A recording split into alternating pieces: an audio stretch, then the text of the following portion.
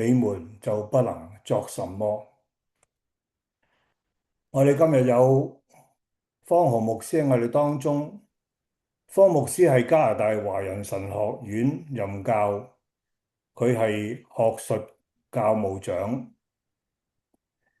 今日帶俾我哋嘅信息都係嚟自約翰福音15章1至5節，主題係常在主裏面。我哋將時間交俾方豪牧師。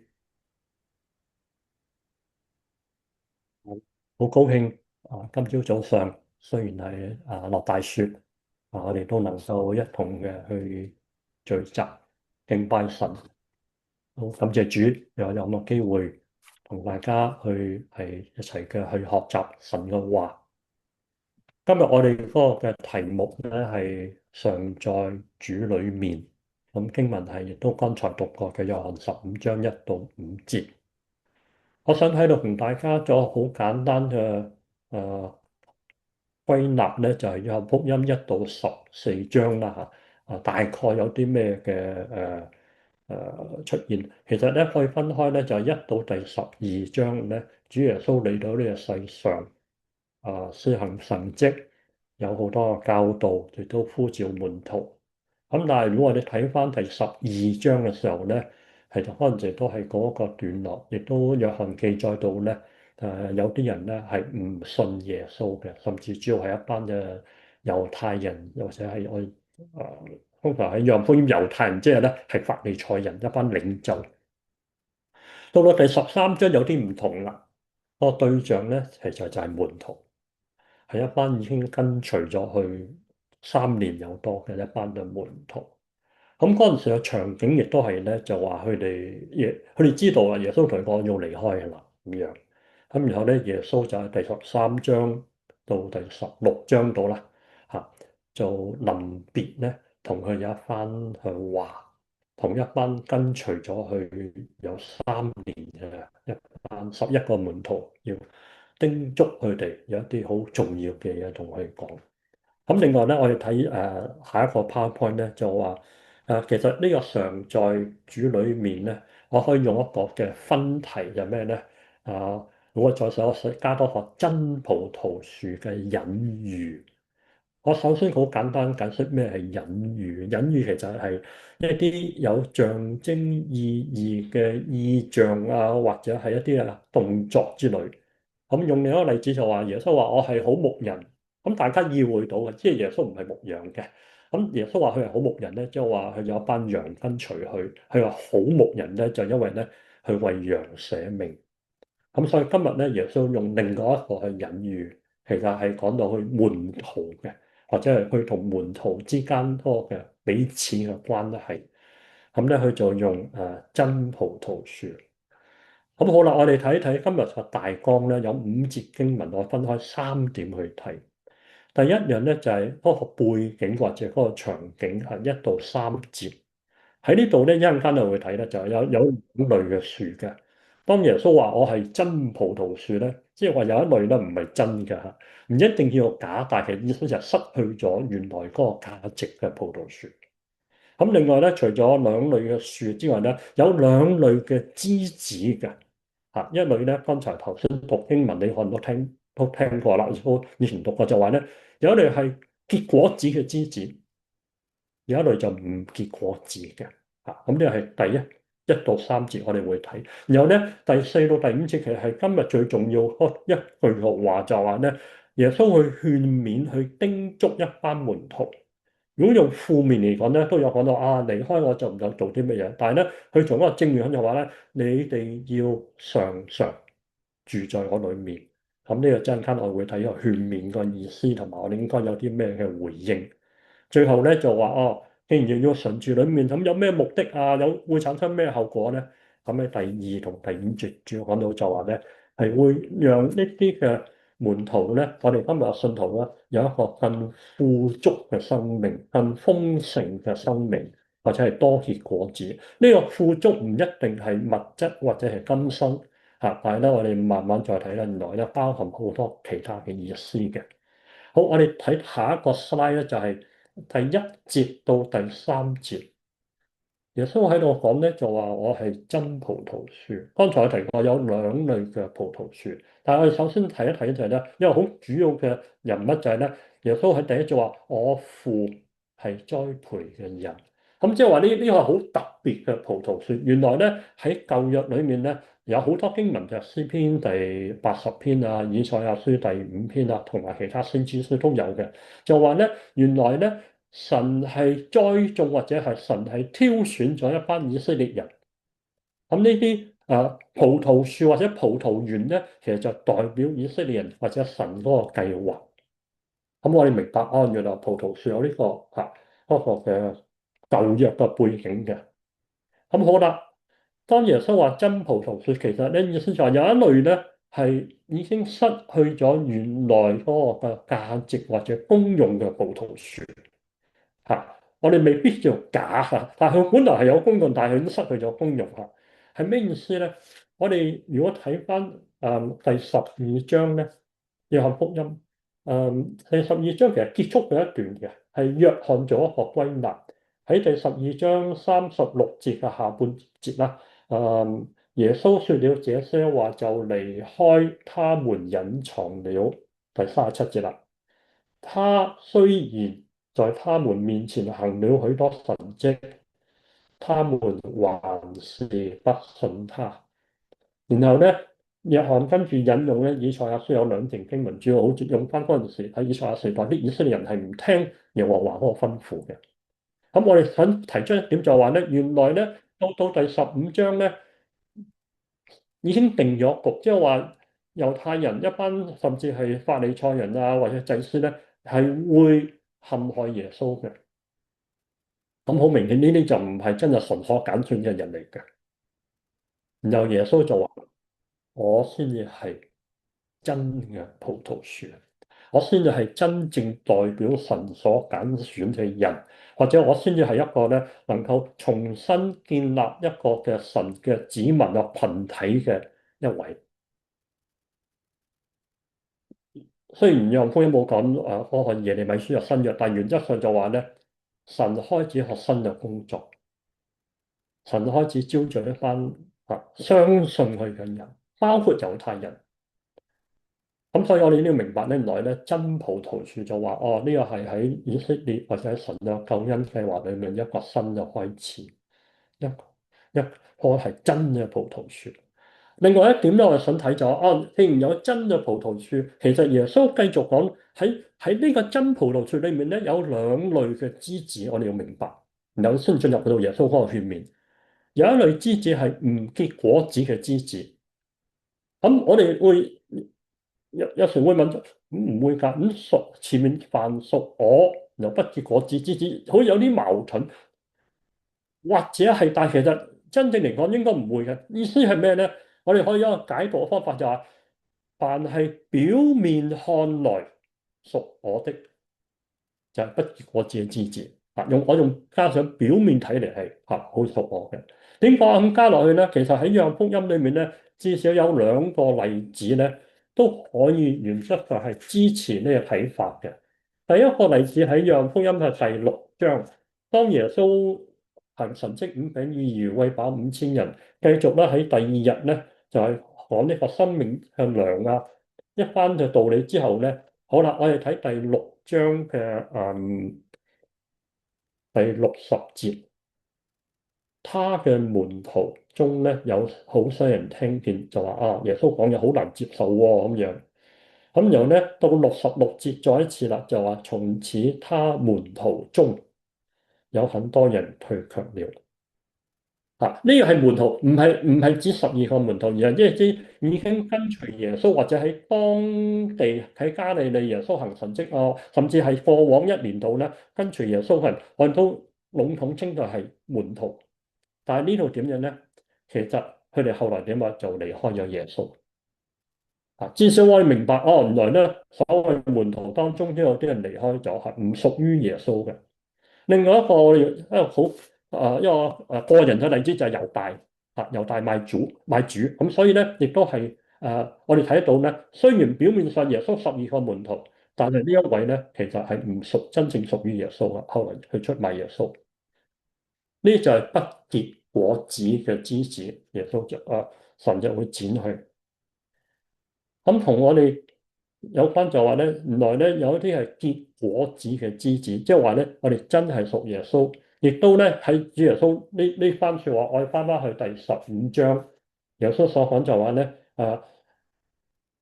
凡結果子嘅，他就修剪乾淨，結果子更多。然後咧，耶穌話：現在你們即係呢11個門徒啦，因我講給你們的道已經潔淨了。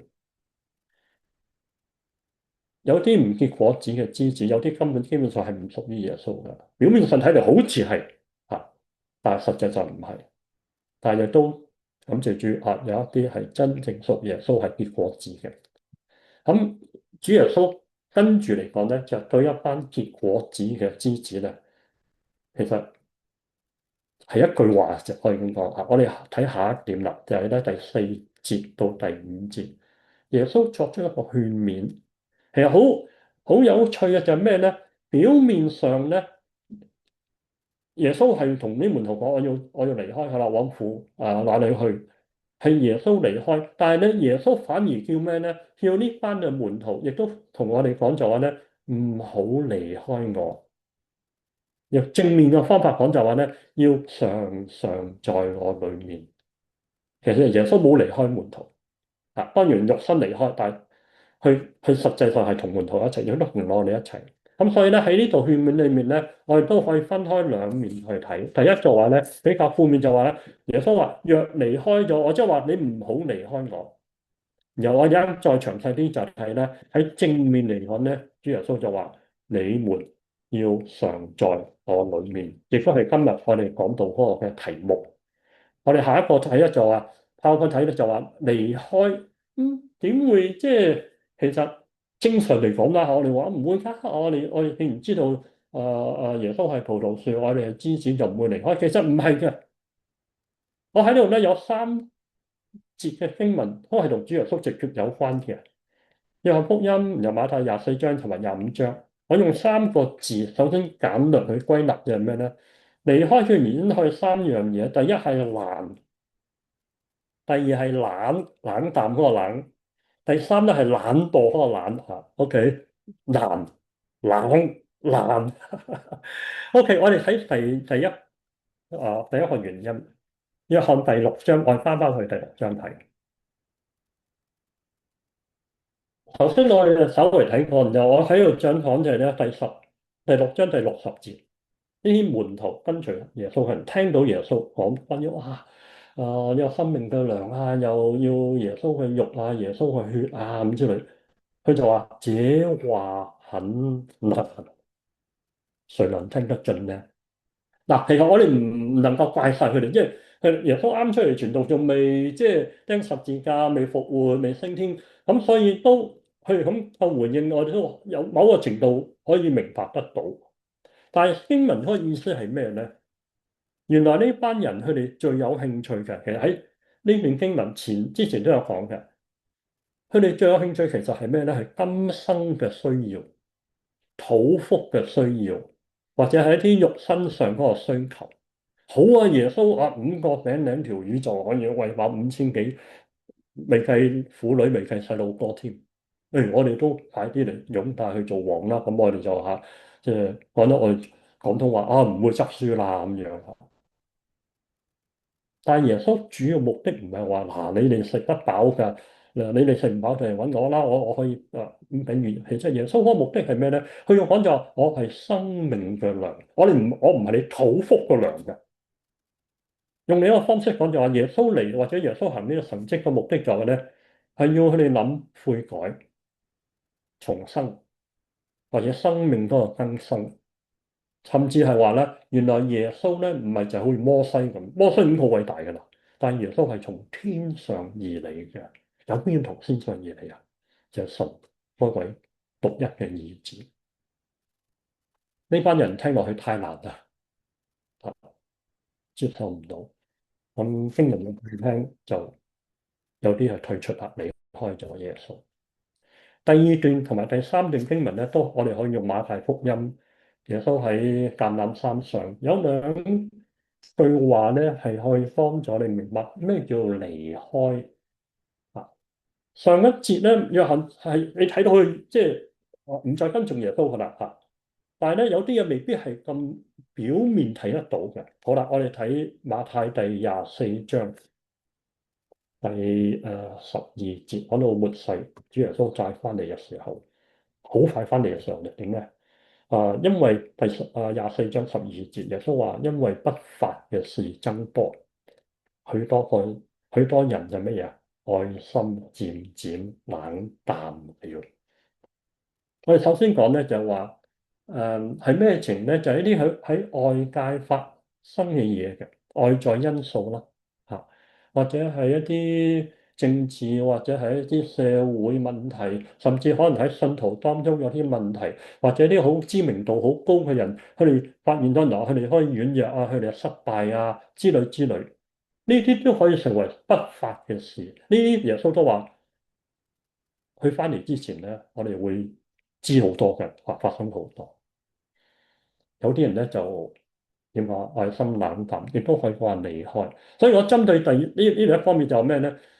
約翰第9章呢啲人淨係行開啦，唔再跟耶穌。但係呢度咧，我哋留意愛心漸漸冷淡，有時你睇唔出嘅。呢啲人繼續做佢哋做開嘅嘢，繼續講佢哋講開嘅嘢，但係佢哋嘅心底咧已經唔同咗嘅。嚇，耶穌就話喺我哋枝子同葡萄樹之間嗰個關係裏面，我用翻主耶穌喺呢度講咧，亦都係同門徒講就話咧，有啲人冷淡咗，離開冷淡就即係離開咗。嚇，仲有一節。亦都係好值得我哋去好好地去思考嘅，係25章，即係下一章第26節。呢個係一個按才幹受託比喻嘅其中一句話。大家可能都會讀過，有主人要離開去出外遠行啦。3個僕人，一個俾5000，一個2000，另外一個咧就1000。俾5000嘅又賺咗5000，俾2000又賺2000。我哋今日所睇呢個咧就係第三個，係一個負面嘅一個嘅例子，但係咧都值得我哋去睇，係懶啊！點解咁講咧？當主人翻嚟嘅時候，攞1000個翻嚟啊，喺24節啊，主啊，我知道你係一個嚴厲嘅主人，你又活種啲地方也要收穫，即係話咧，你總之咧，你計得好盡嘅，計得好足嘅，所以咧25節佢話。因為咁咧，因為你係咁嘅主人咧，我就驚啦。我於是咧，我將乖乖地1000個銀錢就埋喺土地裏面，我乜都唔使做，等你翻嚟，我俾翻你咯咁樣。呢個主人點講咧？26節，你這又惡又懶的僕人，呢個僕人冇殺人，冇打人，冇醉酒，冇行奸淫啊！我哋所睇唔到。呢個僕人可以話：你冇損失到嘅，主人1000就1000，我俾翻你，原封不動。但係主人點講啊？甚至我睇呢個比喻之前嗰兩個僕人，呢個主人嗰個懶惰就話咧，去自己埋沒佢自己嗰個才幹。主人俾我1000，你仲用1000咯？你唔需要賺2000，更加唔需要諗住賺5000，你賺翻1000就好好噶啦，皆大歡喜噶啦。但係好可惜，呢個僕人咧。其實聖經都有話嘅，呢個主人係按呢個才幹，即係佢哋有個能力去俾唔同嘅僕人一啲嘅銀呢啲銀子嘅。但係咧呢個就話咧，佢冇好好珍惜主俾佢啲才幹，甚至唔單止咁喺度，你可以睇得到嘅就係咩咧？去將嗰個責任擺喺主人身上，唔關我事實。其實因為你真係好嚴厲嘅。你咧就或者咧你仲要你會計得好足嘅，所以我就咁做啦咁樣，唔啱，當然唔啱。好，呢個我話離開原因就係咧，其實我哋主要都話你唔好離開我，枝子唔好離開呢個葡萄樹，意思就話咧，我哋要殷勤，我哋要憑信心，憑所賜俾我哋嘅，就好好地為天國、為教會、為身邊嘅人、為神去做一啲嘅嘢。你有5000就用5000，2000就2000，你有1000唔緊要，就用1000咯。如果唔係嘅話咧，其實咁就根本就離開咗神俾你嗰種嘅一個機會啊，甚至神離開咗神想俾你嗰個獎賞都俾唔到啦。好，我哋跟住睇咧就話，如果剛才睇係負面啊，你哋唔好離開我啊。主耶穌要我哋可以從正面講嘅，就話咧，你哋要常在我裏面。我哋翻返去約翰第15章。我想其實喺度講題有兩樣嘢嘅，第一就係常在主裏面嚇sorry，第一就咧在主裏面，然後咧唔單止係在主裏面，耶穌其實喺度係強調你哋要常常不斷在主我裏面。咁我哋呢兩樣都可以一齊嚟講。我哋首先翻去我哋睇常在裏面嘅意思呢個 PowerPoint 有三個意思喺裏面嘅。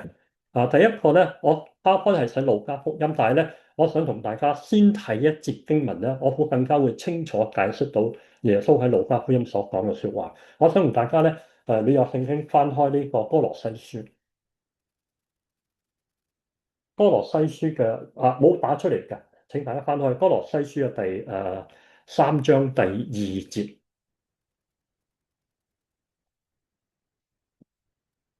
保羅向一班嘅信徒講，我哋其實可以從第一節都開始讀下。歌羅西書第3章，我讀第一節先啦。所以既然你們已經與基督一同復活，就當求上面嘅事，那裏有基督坐在上帝嘅右邊。第二節，你們要再一次思考上面嘅事，不要思考或者思念地上嘅事。未信主嘅時候，我哋諗好多地上嘅嘢，亦都係需要嘅日常生活或者係一啲物質嘅，我哋都唔可以冇物質嘅呢個世界嚇。但係保羅話咧，當我哋信咗主之後咧，我哋要多多咁乜嘢，將我哋嗰個嘅目光係投射喺復活嘅主，就係點講咧？係喺上面天上嘅事。我哋從一個思想嗰個角度睇，就話常在主裏面嘅人，就係不斷嘅思想，或者多係思想屬靈嘅事、基督嘅事，或者靈魂得救嘅事。好啦，咁我哋而家睇翻咧，就係喺 PowerPoint 裏面有耶穌講嘅一句説話喺路加福音第9章。路加福音嘅第9章62節。耶穌所講嘅喺呢段經文，有人想話我嚟跟從你，或者咧，我嚟跟從你之前咧，我仲要做啲嘢先，我有啲條件暫時我哋未得住，我遲啲嚟跟隨你啦，好快嘅啫咁樣嚇。耶穌喺第9章第60節講咗句説話就係：手扶着犁往後看的人，不配進神嘅國。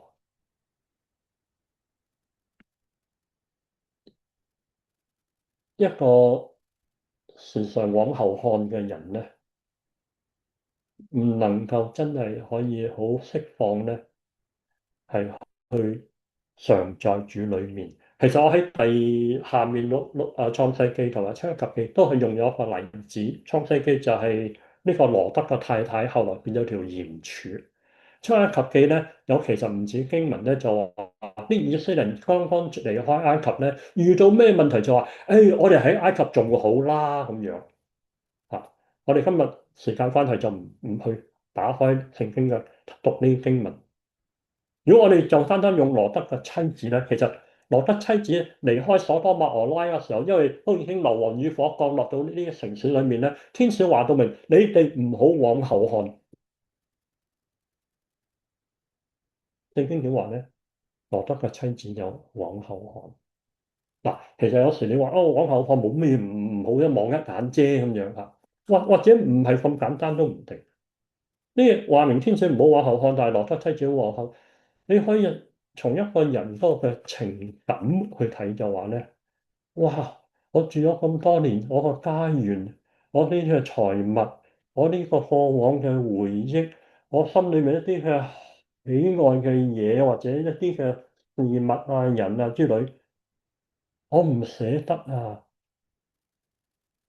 我要往後看。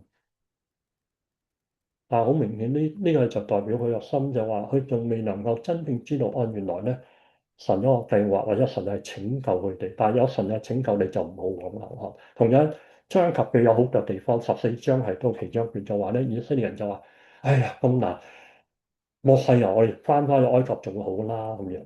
好，我哋諗翻即係常在主裏面就話咩咧？我哋嘅思念要更正，要更新，要望前，要望上，唔係望後，唔係望下面。另外一節經文，常在主裏面，我哋睇翻約翰福音就係第6章。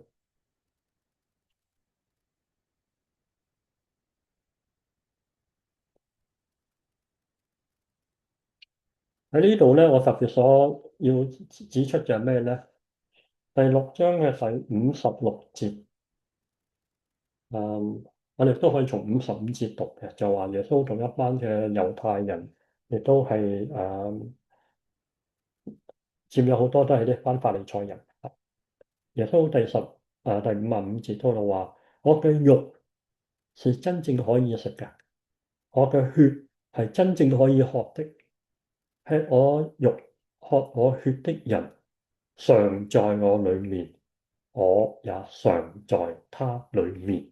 嗱，嗯，主要意思係咩咧？其實我哋可以兩個方面睇。第一就係咧，食嘅嘢、飲嘅嘢，無論你今朝或者食早餐，或者未食，或者尋日份晚餐咩咧，你食啲乜都好咧，飲啲咩都好咧，已經唔可以再分開你同埋呢啲食物嘅。分唔開，啱啱啊？嚇！你尋晚食咗碗飯，或者食咗碗麵，今朝食咗隻蛋咁，即係你揾唔到佢啦。點解？因為已經消化咗啦。食物已經成為咗我哋嘅一部分，或者我哋已經成為同食物係連結一齊，咁所以係分唔開。耶穌喺度所講咧，一個意思就話咧，我所講嘅話，我所顯一啲嘅神蹟異能，我所向人啟示嘅嘢咧，就會成為你分唔開嘅一部分。呢啲嘅人咧，就係常在我裏面，或者用一個講就話咧，耶穌嗰個生命，耶穌嗰個教導咧，漸漸咧，係喺我哋個生命裏面咧，係內化咗 （internalized）。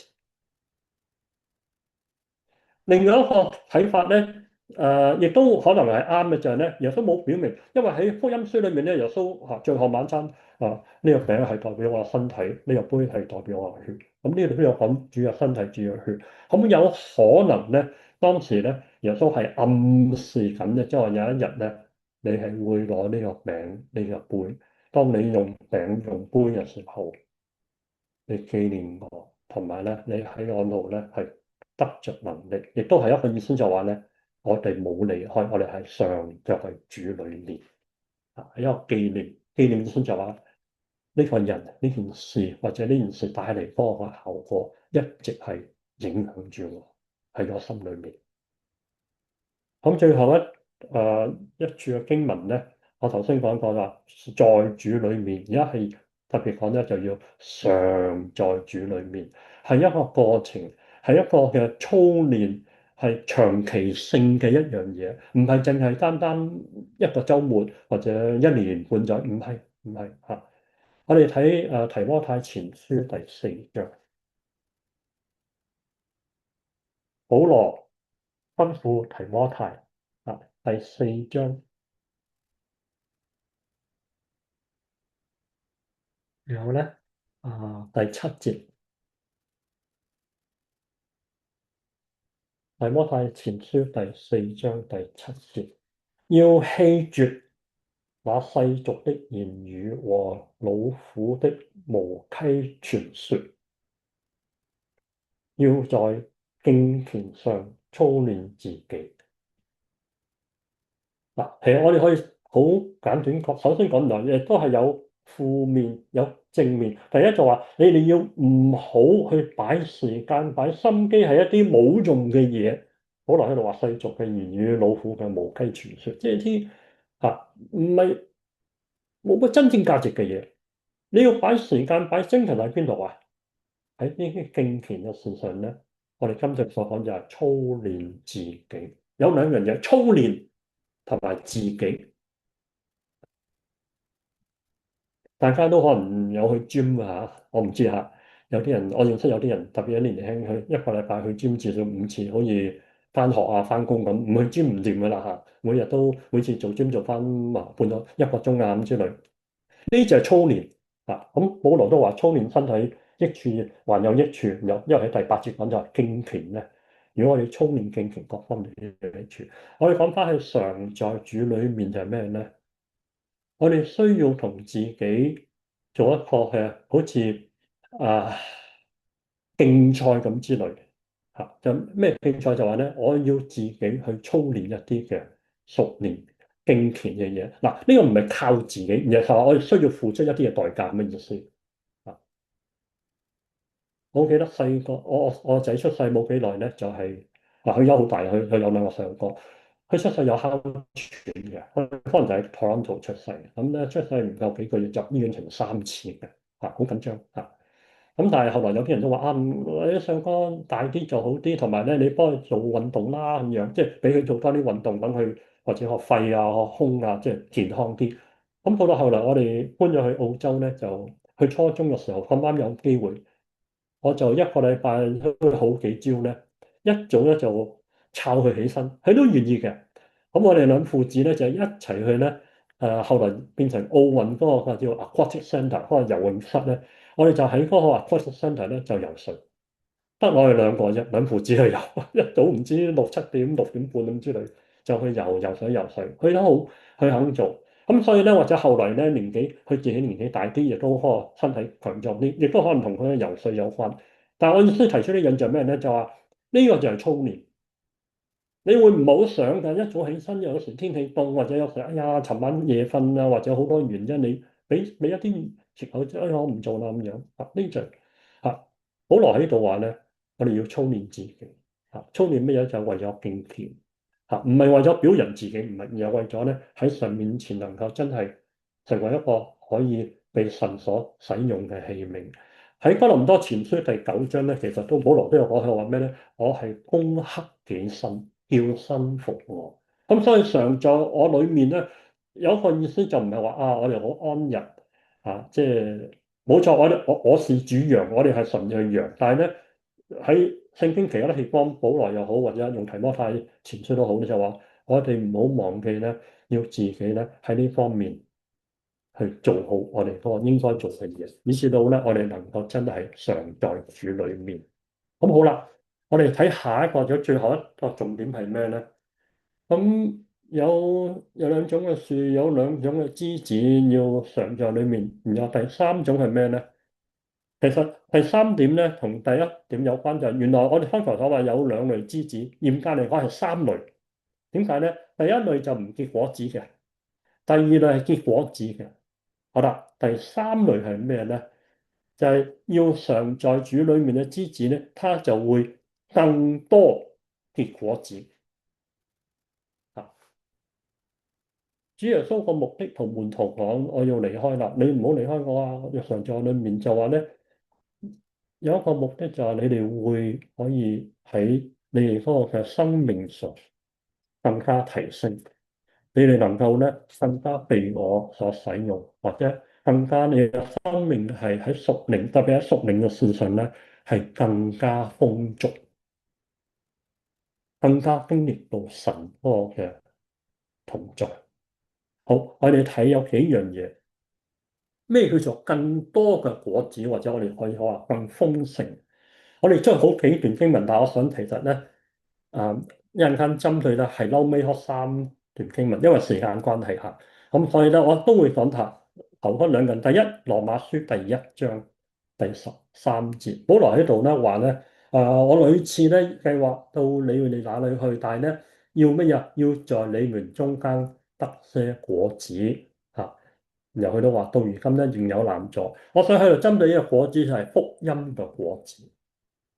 我哋有時會擺羅馬書就話係啊，第16、17節好重要啊！我不以福音為恥，或者咧義人因信得生，都係啱嘅。喺神學上係好啱。但係原來喺呢度咧，點解保羅寫羅馬書？其中一樣就係佢未能夠親自去到羅馬，佢首先寫封信俾羅馬教會嘅人。點解寫封信咧？就係希望有一日咧，甚至藉着呢封信咧，能夠得着一啲福音嘅果子。得着福音嘅果子可以講兩方面。第一，更多人信耶穌，因信稱義。第二係咩咧？就話你可以講話因信得勝嘅，即係話能夠咧更加係被神所使用，做一個係喺成聖嘅過程裏面係得勝嘅基督徒。呢個都係屬於果子啊。咁第二咧，我哋睇加拉太書第5章咧，就係聖靈嘅果子，大家都可能會讀過。我喺度簡單針對咩咧？喺加拉太書1到4章咁講咧，就係講其中好重要嘅一個思想就係咩咧？原來保羅寫信俾加拉太人咧，就話你哋得救啊，唔係靠咩嘢守律法，唔係靠守安息日，唔係靠呢啲猶太教嗰啲嘅規條，唔係㗎。你哋得救係靠聖靈，聖靈喺你嘅生命更新。當然聖靈感動你，讓你睇到耶穌釘十字架。咁好啦，到第5章，得救係靠聖靈。同樣咧，我哋行事為人一樣要靠聖靈。所以保羅就話聖靈嘅果子就列出嚟，意思就話咧，我哋更多更豐盛嘅生命係包括我哋同人與人之間嗰個關係。或者我哋自己嗰個嘅品格，呢啲都係屬於聖靈嘅工作。我哋靠着聖靈能夠達到呢啲嘅德行，能夠咧結到呢啲嘅果子。好啦，我哋跟住睇下面有3種嘅果子，或者係豐盛嘅意思。希伯來書第13章第15節。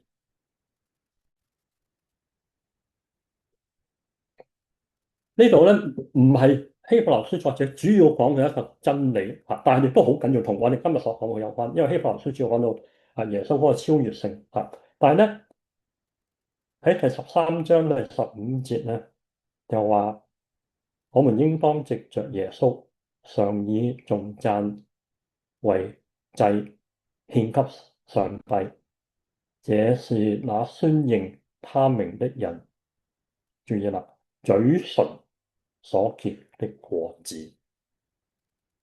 傳福音、建立教會，自己有一種嘅同人嗰個關係，係顯出流露嗰個聖靈嗰個愛嘅。但喺度咧，希伯來書作者係針對咩咧？然後我哋嗰個嘴唇都要結果子。如果我哋其實揭去你手上如果係紙裝版嘅聖經啦嚇，揭去跟住幾頁咧就係雅各書。雅各書喺第3章咧都係一樣咁講，甚至講得更加嚴厲一啲嘅。第3章雅各書第9同埋第10節，雅各書點話咧？我哋用舌頭或者嘴唇啦，頌讚我們嘅主，我們嘅天父，又用舌頭、嘴唇就作照着上帝形狀做的人，頌讚和就作從同一個口出來。我嘅弟兄們，這是不應該的。聖經喺度好清楚話俾你聽，我哋嘅嘴唇，我哋舌頭係好重要。有一句説話，有啲人話，即係多講負面嘅話嘅人。咁點會有呢個咁嘅稱呼咧？就係有時我哋或者都唔覺㗎，我哋比較容易咧去講一啲比較多係負能量嘅嘢。咁但係聖經話俾你聽咧，我哋多結果子，嘴唇有果子仔。當然神係值得稱讚稱頌，但係同樣咧，讓我哋嗰個説話能夠真係小心去造就人，去幫助人。唔係話唔可以講有啲人嗰個過錯過失，唔係咁嘅意思，而係即係話咧，我哋真係好好地用我哋嘅嘴唇咧，係可以更多結美好嘅果子。當我哋咁做嘅時候咧，其實我哋生命會更加豐盛。另外一個咧就喺路加福音嘅第10章，主耶穌亦都係親口講，亦都係喺耶穌嘅生平裏面咧，耶穌呢句說話好特別嘅，係馬大馬利亞嘅故事，路加第10章。到第對唔住，我可能打錯，應該係42節，唔係32節，唔好意思啊。42節，路加福音第10章，耶穌就同馬大講啦，馬大有啲唔好高興啦嚇，我姐姐冇幫手咁樣，唔係話馬大做得錯，唔係馬大做得啱嘅，但係喺度耶穌針對另外一樣嘢係咩咧？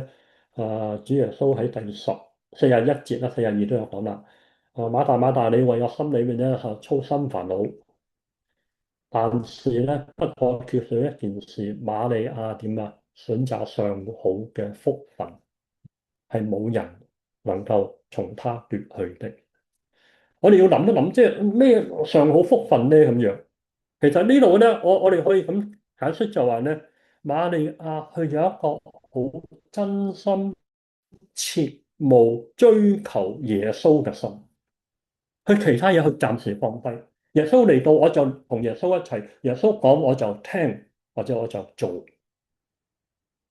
嚇。我再講唔係話阿馬大做得唔啱，耶穌點解馬大唔坐低？唔係耶穌喺度做一個教訓就話咧，原來咧我哋有一個渴慕追求嘅心，到一個地步咧，我哋可以放低，暫時放低其他嘅嘢。呢種咁嘅渴慕，呢個追求，其實就係一種豐盛生命嘅表現。我哋可以用兩段嘅舊約嘅經文，都喺詩篇裏面去支持呢個講法。喺詩篇第42篇咧，都有講到啊，上帝啊，我個心乜嘢切慕你，如鹿渴慕溪水。我個心渴想上帝，就係永生嘅上帝。表面嚟睇，哎呀，你渴慕神啊咩？但係實際好似好唔足夠。但係當你有咁嘅追求你個心嘅時候咧，呢種其實已經係一種嘅點講啦，豐盛生命嘅表現。嗱，我哋再睇多一節咧，喺詩篇嘅詩篇同有一個咁嘅意思，第73篇。詩篇73篇25、26節，詩人咁講，佢睇到一啲嘅惡人啊，或者一啲即係唔稱心嘅事，或者惡人得當道咁之類。但係咧喺呢度，後尾佢明白到一樣嘢啦。25節、26節都有，除你以外，在天上我有誰呢？除你以外，在地上我也沒有所愛慕的。唔係好似一般人咩看破紅塵，唔係咁嘅意思嘅。即係話咧，我睇到原來主耶穌最寶貴，我睇到原來神係最寶貴。咁喺第26節佢就話：我嘅肉體和我嘅心腸衰殘，呢啲又控制唔到嘅，肉身就衰殘啦。但係咧，神係我心裏嘅力量，又係我嘅福分，直到永遠。更多結果子嘅枝子，更豐盛、更充足嘅一個基督徒嘅生命係咩咧？就話我哋有咁嘅渴慕主，我哋追求主，亦都能夠真係喺我哋嘅內心裏面經歷到呢種嘅同在，呢種生命好豐盛。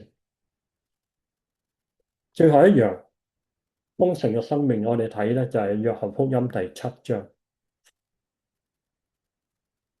喺呢個嘅住棚節嘅時候，喺耶路撒冷我哋翻返去約翰福音，耶穌講咗一句說話同當時去灑水禮有關嘅咁，但係咧佢用翻水或者江河或者係活水去形容一種嘅生命係咩嘢咧？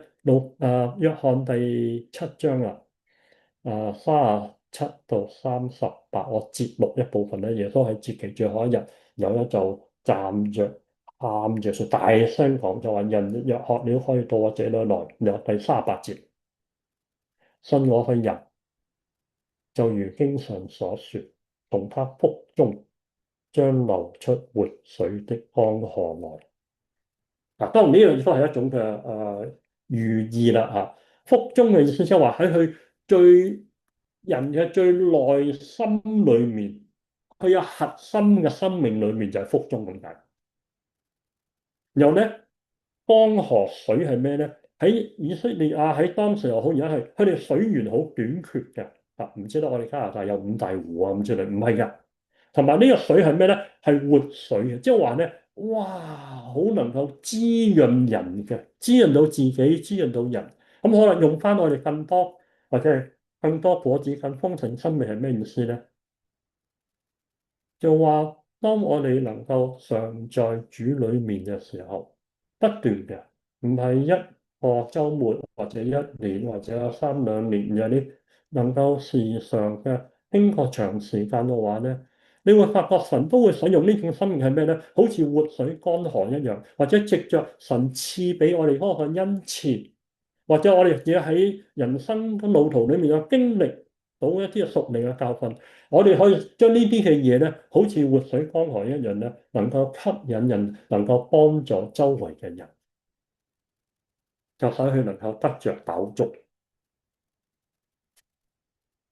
咁所以我哋喺呢方面咧，我哋要注意就原來咧，主耶穌基督話俾佢聽就係話，當我哋常在佢裏面嘅時候咧，我哋能夠有咁嘅得着，我哋能夠有咁嘅經歷，就成為咧呢個我哋更豐盛生命嘅一種嘅表現。最後，我想同大家做一個嘅好簡短嘅結束。我用一句説話講就話：基督是我們的居所，或者係我們嘅家。我用居所比或者嗰個範圍廣闊啲。但係咧，我首先講咩咧？好多時候我哋講一句説話都好啱嘅，就係咧基督是我家之主，啱唔啱啊？都啱嘅。我哋家庭裏面主耶穌係基督，但係咧，我想用呢句説話成日縮短啲，個意思改啲咁多，就話咧。基督就係我哋嘅居所。我想分開三方面講。第一，呢個居所嘅意思咧，其實唔係我哋去，譬如去旅行暫住嘅地方嚇。唔係㗎，唔係住兩三日或者一個禮拜兩個禮拜，唔係。呢個係一個永久嘅居所。如果係一個永久居所咧，意思就話咧，係一個好親密嘅關係裡面。我唔知你住喺而家個地方住咗幾耐嚇，會唔會升到10年20年？你會同呢個有一種親切感嘅。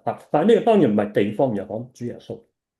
從嘅居所嘅意思就係話咧，呢個居所係其實係幫助我哋去滋潤我哋嘅生命嘅。如果我哋住個地方，即係有譬如話又唔知點講又嘈啊，或者有好多問題咧，咁當然我哋會搬嘅。但係呢個係我哋居所嘅意思就係話咧，去滋潤我哋。去俾我力量我哋，使到我哋咧能夠結果子。所以咧，主耶穌話：你要常在我裏面。好啦，我哋又睇第二樣咧，就係我們的居所。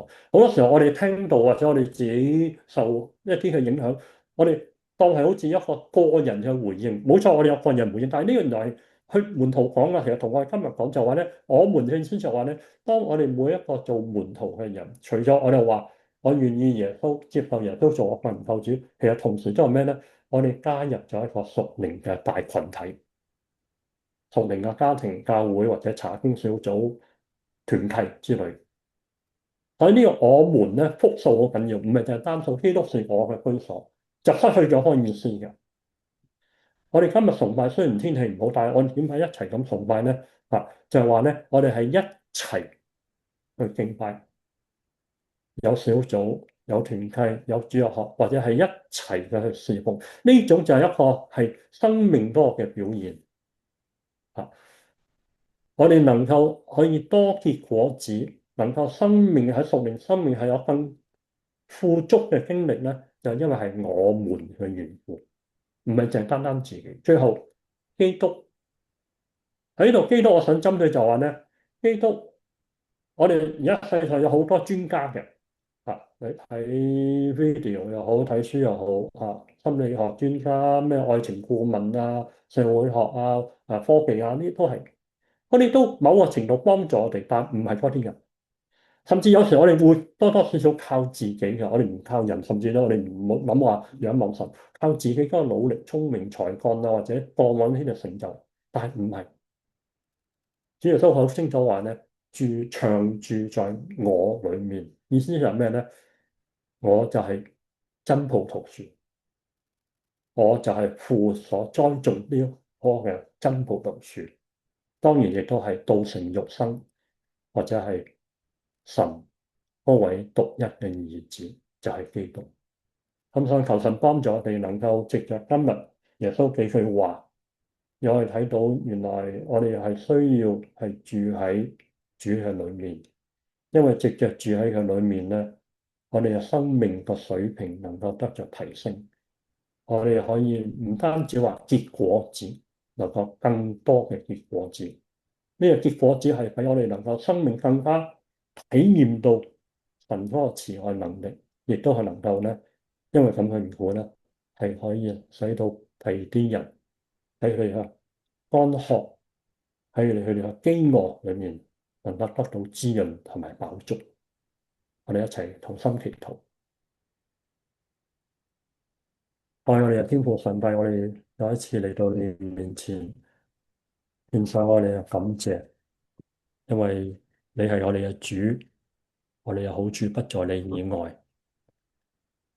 我哋多謝神你差派獨生兒子耶穌，亦都藉着今日呢段經文，讓我哋每個人都能夠得着鼓勵，更加知道